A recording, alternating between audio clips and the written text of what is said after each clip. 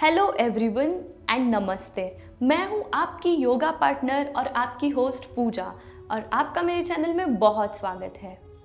चिंता, भय, तनाव, इन भावनाओं से जुड़ी अनुभवों पर अगर हम मनन करना शुरू करें तो शायद ही हम गिनती भूल जाएंगे।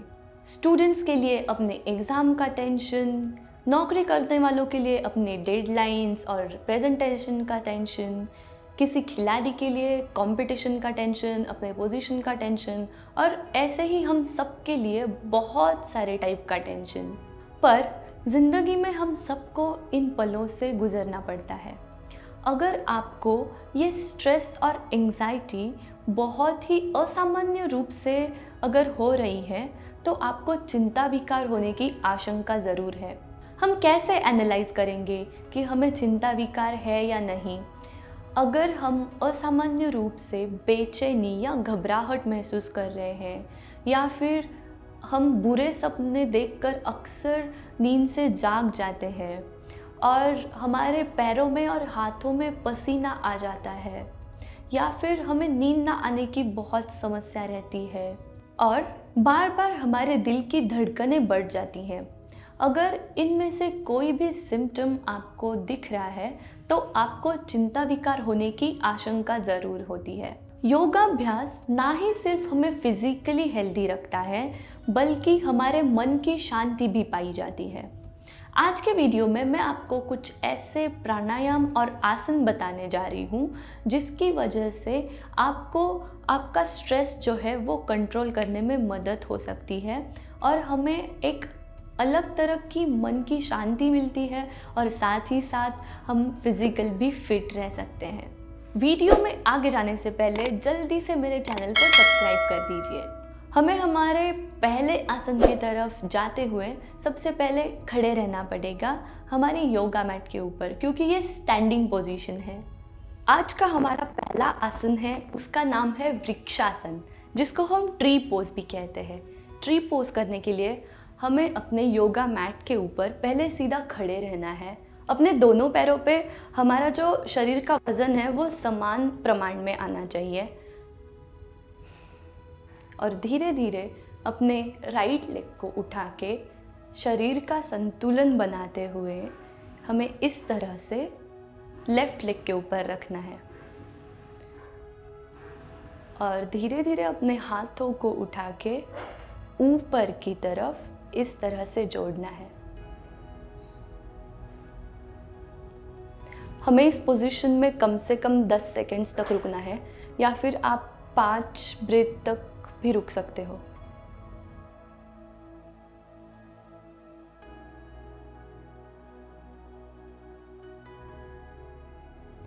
और ये पोजीशन ड्रॉप करते हुए सबसे पहले हमें अपने हाथों को नीचे लेके आना है और उसके बाद पैरों को नीचे छोड़ देना है।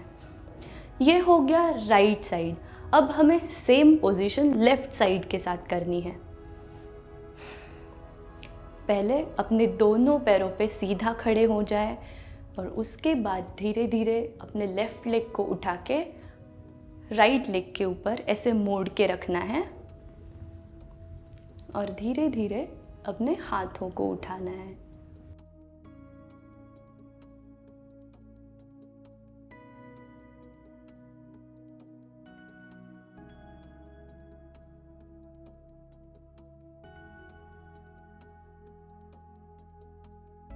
पांच डीप ब्रेथ्स और उसके बाद हाथ को नीचे लेके आएंगे और फिर पैर को सीधा कर देंगे। ये था हमारा वृक्षासन यानी कि ट्री पोज। इसके बहुत सारे फ़ायदे हैं, जैसे कि अगर हम ये डेली प्रैक्टिस करते हैं तो हमारा जो फोकस है, हमारा कंसंट्रेशन है वो बढ़ सकता है। उसके बाद हमारी जो लोअर बॉडी है, पैरों के जो मांसपेशियां हैं वो मजबूत हो जाती है। हमारे जो शरीर का संतुलन है उसमें सुधार आता है। अब बढ़ते हैं हमारे अगले योगासन की ओर, जिसका नाम है trikonasana, triangle pose. Triangle pose के लिए हम सबसे पहले अपने दोनों पैरों में थोड़ा सा डिस्टेंस इस तरह से 4 फीट का अंतर लेके खड़े हो जाएंगे। पीठ की हड्डी को सीधा रखना है शोल्डर्स को टेंस्ड बिल्कुल नहीं करना है, उनको रिलैक्स पोजीशन में रखना है और धीरे धीरे अपने हाथों को ऊपर उठाते हुए सबसे पहले हम लेफ़्ट साइड में झुकेंगे। इस तरह से धीरे धीरे नीचे जाना है और हमारे लेफ़्ट हैंड से हमारे लेफ़्ट लेग को या फिर टोज़ को इस तरह से टच करना है और गर्दन ऊपर की तरफ होनी चाहिए।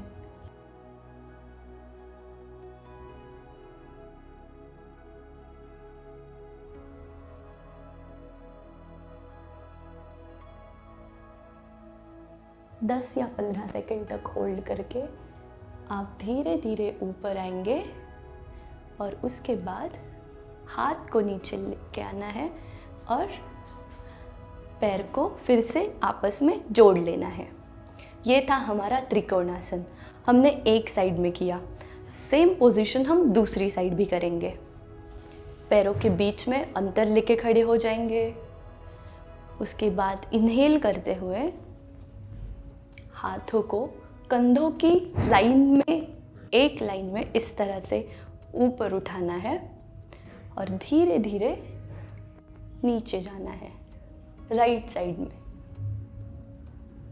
और पैरों को टच करके फिर गर्दन को ऊपर की तरफ इस तरह से खींचना है।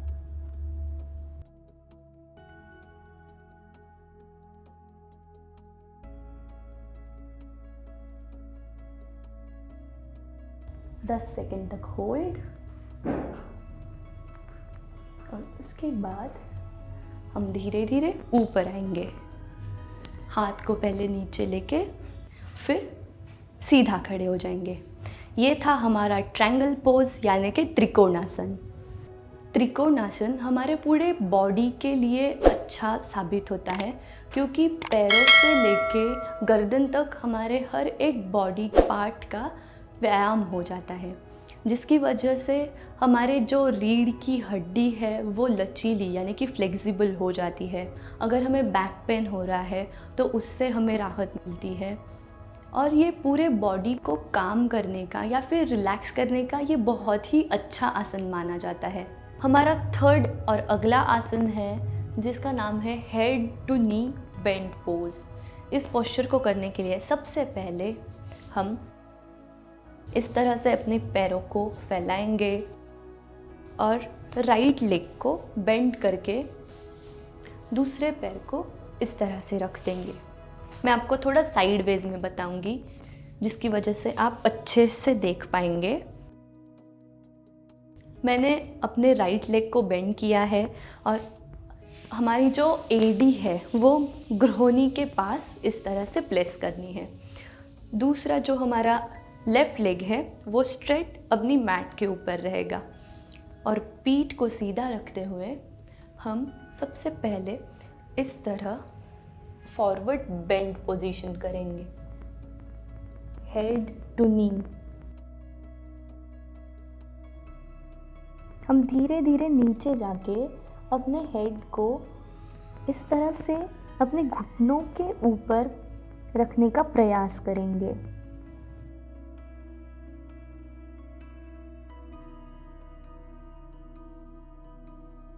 कम से कम 10 सेकेंड्स के होल्ड के बाद धीरे धीरे ऊपर आते हुए दोनों हाथ घुटनों पे रख देंगे। ये हो गया हमारा लेफ़्ट साइड का head to knee bend. Same position हमें राइट साइड के साथ करनी है। मैं कैमरा को फेस करना चाहती हूँ इसलिए मैं इस तरह से अपनी साइड कर लूँगी। लेफ़्ट लेग को बेंड करेंगे, राइट लेग को स्ट्रेट रखेंगे और इसके बाद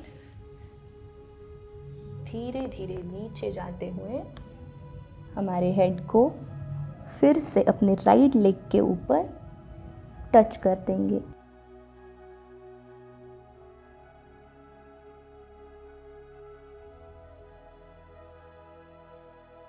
keep breathing, normal 5 to 10 breaths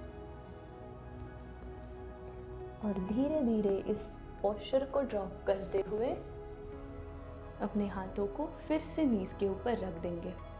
ये था हमारा head to knee bend pose. इसके बाद हम करने जा रहे हैं legs to wall pose. Legs to the wall करने के लिए हमें सबसे पहले अपने पीठ के बल, कमर के बल अपने मैट पे लेट जाना है।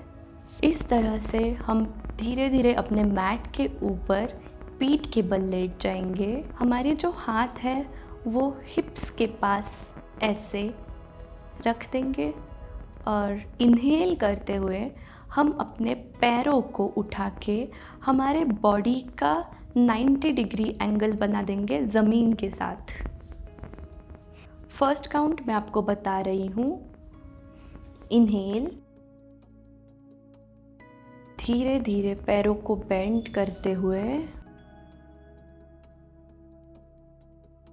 ऊपर और फ्लोर के साथ 90 डिग्री एंगल बनाना है।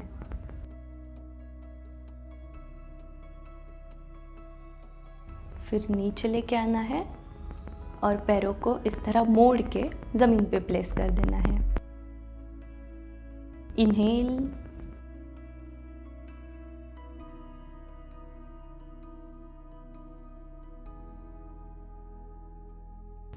And position.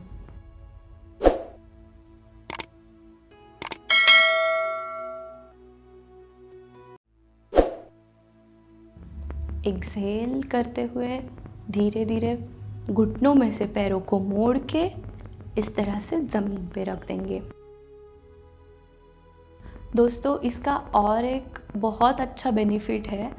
जो हमारा बेली फैट है, पेट में जो एक्स्ट्रा चर्बी है, वो बर्न करने में ये हमारी मदद करता है। इस legs to the wall position को हम कम से कम 5 या 6 बार एक प्रैक्टिस में दोहरा सकते हैं। इसके बाद हम देखने जा रहे हैं री इंक्लाइंड बाउंड एंगल पोज। री इंक्लाइंड बाउंड एंगल पोज के लिए हमें वज्रासन की पोजीशन लेनी है सबसे पहले,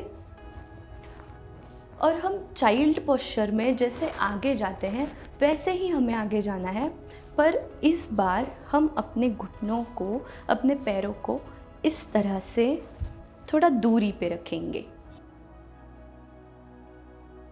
और इसके बाद हम धीरे धीरे आगे जाएंगे।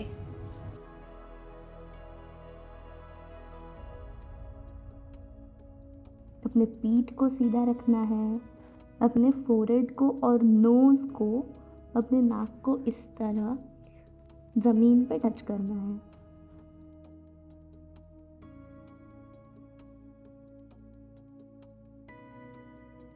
दोस्तों, ये बहुत ही रिलैक्सिंग पोजीशन मानी जाती है।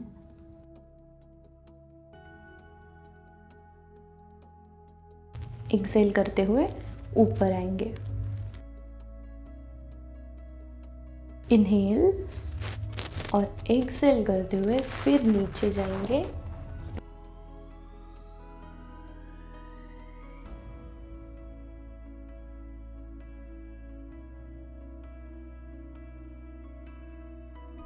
इनहेल और वापस नॉर्मल पोजीशन में पीठ को सीधा करेंगे पहले और धीरे धीरे हमारे वज्रासन की पोजीशन ले लेंगे एंड ड्रॉप।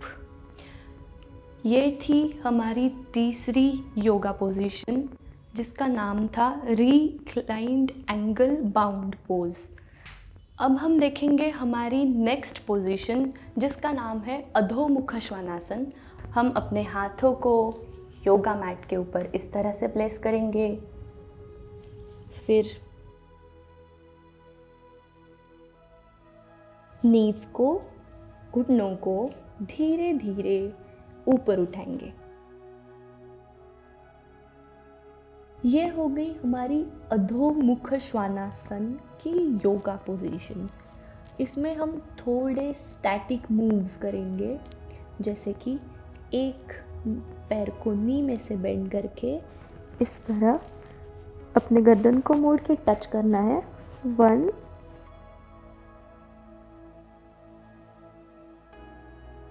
2 left leg,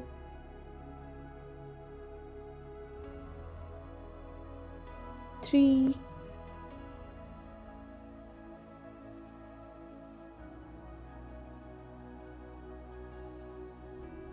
4,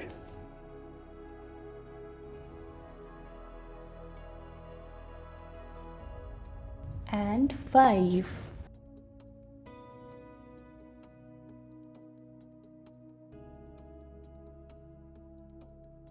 और इस पोजीशन को ड्रॉप करते हुए धीरे धीरे अपने नीज पे आ जाएंगे और बैक टू वज्रासन। ये था हमारा अधोमुख श्वानासन और उसके कुछ स्टैटिक मूव्स जो हमारे बॉडी को पूरी तरह से रिलैक्स करते हैं और इसकी वजह से हमारे माइंड को भी बहुत शांति मिलती है। अब हमारा आखिरी योगा प्रैक्टिस है जिसका नाम है अनुलोम विलोम प्राणायाम। इसके लिए हमें सबसे पहले ग्राउंड पे क्रॉस लेग फोल्ड करके या फिर आप जिस पोजीशन में कंफर्टेबल है उस पोजीशन में बैठ सकते हैं।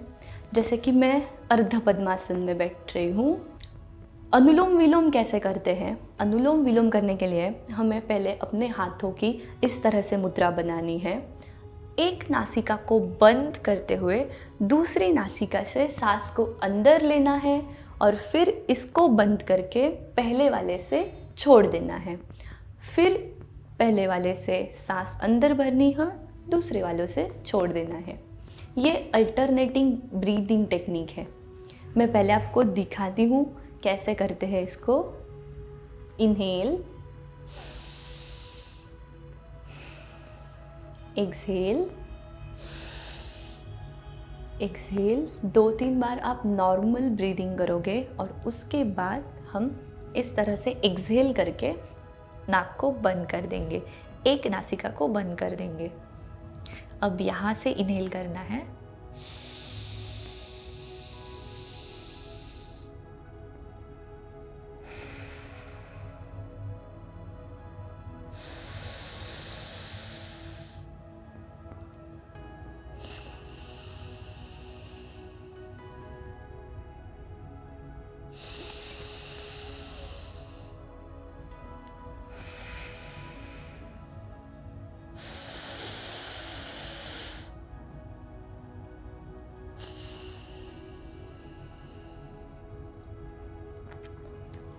ये हो गया हमारा अनुलोम विलोम प्राणायाम।